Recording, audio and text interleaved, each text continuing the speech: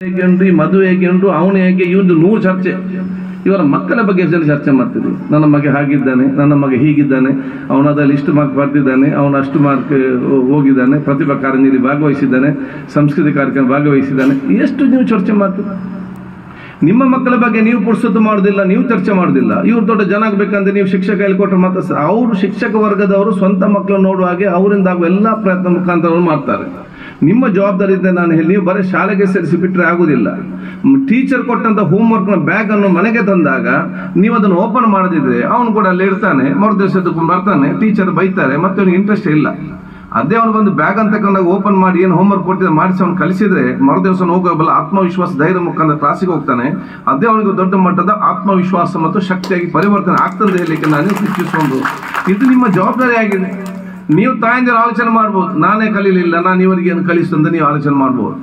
ನನ್ನ ತಂದೆ ಶಾಸಕರಾಗಿದೆ, ನನ್ನ ತಾಯಿ 4ನೇ ಕ್ಲಾಸ್ ಕಲ್ತದ್ದು. ನನ್ನ ತಾಯಿಯ ತಂದೆಯವರು ಕೋಲ್ಪೆ, ತಾಯಿಯ ಊರು ಕಡಬ. ಅವ್ರು ಬರೀ ಕಲ್ತದ್ದು 4. ಇಲ್ಲಿ ಇದೇ ಶಾಲೆಗೆ ಬಂದಿರ್ಬೇಕಿದ್ರೆ ಕಡಬ ಶಾಲೆ ಗೊತ್ತಿಲ್ಲ. ಉಸ್ಮಾನ್ ಹೇಳ್ಬಂದು ಏ ಶಾಲೆ ಬೈನೆ ಇದೇ ಶಾಲೆಗೆ ಇಲ್ಲಿದ್ದಾಗ ಮತ್ತೆ ಅವ್ರು ಬಂದು ಮಂಗಳೂರಿಗೆ ಸೆಟ್ಲ್ ಆದರು. ಮಂಗಳೂರಿನಲ್ಲಿ ಟೀಚರ್ ಬಂದು ಅವ್ರು ಕಲಿಸ್ತಾ ಇದ್ರು, ಅಲ್ಲಿ ಶಾಲೆ ಮನೆಗೆ ಬಂದು ಕಲಿಸ್ತಾ ಇದ್ದದ್ದು. ಇವರೆಲ್ಲ ಕ್ಲಾಸ್ಮೇಟ್ಸ್, ನನ್ನ ತಾಯಿ ಮತ್ತೆ ಉಸ್ಮಾನ್ ಹಾಕೆಲ್ಲ ಇದರಲ್ಲಿ. ಸೊ ನನ್ನ ತಾಯಿ ಕಲಿದ್ರೆ 4ನೇ, ನನ್ನ ತಂದೆ ಶಾಸಕರಾಗಿದ್ರು. ನನಗೆ ಈಗಲೂ ಕೂಡ ನೆನಪಾಗ್ತದೆ, ಬೆಳಿಗ್ಗೆ 5 ಗಂಟೆಗೆ ಎಬ್ಬಿಸಿ ಓದು ಅಂತ ನಮ್ಮ ಜೋರು ಮಾಡ್ತಿದ್ರು. ಅದು ಓದಿ ನಾನು ಅಡ್ವೊಕೇಟ್ ಆಗ್ತೇನೆ, ನಾನು MLA ಆಗ್ತೇನೆ, ಮಂತ್ರಿ ಆಗ್ತೇನೆ, ವಿಧಾನಸಭೆ ಸಭಾಧ್ಯಕ್ಷ ಕನಸು ಕಾಣಲಿಲ್ಲ.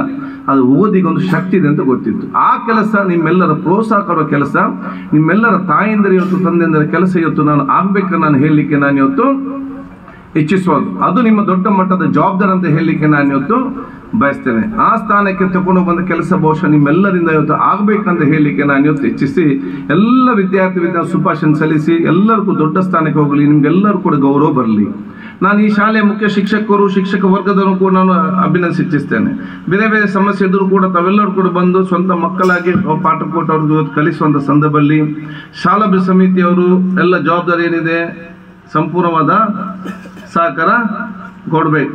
ನನ್ನ ಶಾಲಾ ಸಮಿತಿ ಅಂದ್ರೆ ಶಾಲಾ ಕಾಲೇಜಿಗೆ ನನ್ನ ಶಾಲಾ ಸಮಿತಿ ಅಧ್ಯಕ್ಷ ಸದಸ್ಯರಿಗೆ ನಾನೆಲ್ಲ ಒಂದು ಟ್ರೈನಿಂಗ್ ತಗೊಳ್ತೇನೆ.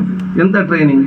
ನಾನು ಹೇಳುದು, ನೀವು ಶಾಲಾ ಸಮಿತಿ ಅಧ್ಯಕ್ಷ ಸದಸ್ಯ ಆದ ನಂತರ ನಿಮ್ಮ ಮೊದಲ ಕೆಲಸ ಏನಂತ ಹೇಳಿದರೆ, ಮುಖ್ಯ ಶಿಕ್ಷಕರ ಮತ್ತು ಶಿಕ್ಷಕರ ಟೆನ್ಷನ್ ಅನ್ನು ಕಡಿಮೆ ಮಾಡಿ. ನೀವು ಟೆನ್ಷನ್ ಜಾಸ್ತಿ ಮಾಡೋ ರೀತಿಯನ್ನು ಕೂಡ ಮಾಡಬೇಕು. ಟೆನ್ಷನ್ ಏನು ಕಡಿಮೆ ಮಾಡಬೇಕು, ಅದನ್ನು ನಾವು ಕೆಲಸ ಮಾಡಬೇಕು. ಯಾಕೆ? ಒಂದು ಟೀಚರ್ ಮತ್ತು ಮಾಸ್ಟರ್ ಕಂಪೌಂಡ್ ಒಳಗಡೆ ನಗಡಿಕೊಂಡು ಬೆಳಗ್ಗೆ ಬಂದ್ರೆ ಮಕ್ಕಳು ಕೂಡ ಮುಖವನ್ನು ನೋಡಿಕೊಂಡು ನೆಗಡಿಕೊಂಡು ಶಾಲೆ ಒಂದು ಉತ್ತಮವಾದ ಮದುವೆ ಪಾಠ ಎಲ್ಲ ನಡೀತದೆ.